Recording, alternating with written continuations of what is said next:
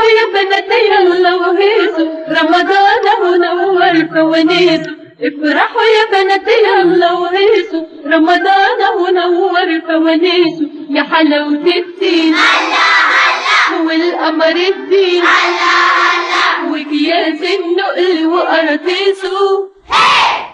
افرحوا يا بنات، هيصوا يا بنات. يعني وعلى سيرة رمضان انه قرب، كنت عايزة اسأل السؤال ده من زمان، يعني سؤال توارد لخاطري والفكري. سؤال: هو ليه أغنية رمضان بتقول افرحوا يا بنات يلا وهيصوا، رمضان اهو نور فوانيسه او اهو هلت فوانيسه؟ اشمعنى الكاتب قال يا بنات؟ يعني ليه ما قالش يا ولاد، ولا قال مثلا يا رجال؟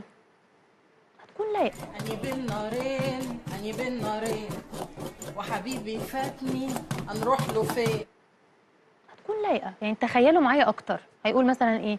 افرحوا يا رجال يلا وهيصوا، رمضان اهو نور فوانيسه. الله، أحلى أحلى يا رجال. بعدين خدتوا بالكوا حرف ر مشترك في الاتنين، الكلمة والكلمة. افرحوا يا رجال هنا ر وهنا ر، انما افرحوا يا بنات مش جاي مع بعض، دي حروف ودي حروف. مش معقول، مش معقول، يخرب بيتك، انت بتجيب الكلام ده منين؟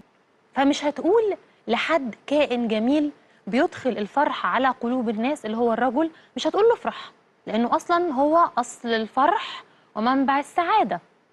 انتي فله قشطه. لو انت قاعدة جنب جوزك ما تتنفسيش وهو بيتنفس. شوف البت عينيها يتدب فيها رصاص، ايه يا بت القراحه دي؟ تاني، لو انت قاعدة جنب جوزك فرعونك ما تتنفسيش وهو بيتنفس.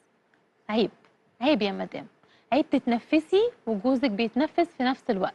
النبي يا سميحه، ما عايزه اتكلم في الاعراض، خليها تاخد راحتها. حاجة كمان، لو انتوا قاعدين مع بعض في البيت بتتسامروا مع بعض وبتتكلموا، ما ينفعش فجأة تقومي تقفي كده وهو في نص كلامه وتمشي بدون استئذان تروحي الحمام. الحمام مش أهم منه يا مدام.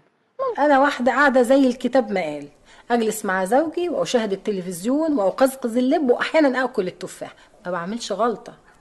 ممكن بلطف تستنيه لما يخلص كلامه ويقوم هو الأول وبعدين تقومي وراه، أو لو انت مستعجلة تقولي له بلطف من غير ما تقطعي كلامه، تستني كده واقفة في الكلام معينة وتعملي مداخلة في الوقفة دي بسرعة، وهو بيسحب نفس عشان يقول الجملة اللي بعد كده تتكلمي بسرعة قبل ما تقطعي أول كلمة في جملته الجاية، وتقولي له بلطف: حبيبي هروح أعمل حاجة وجاية، أو هروح أغسل إيدي علشان حاسة إنها محتاجة تتعطر شوية. كويس قوي، حلو الكلام، بس مش هنفذه.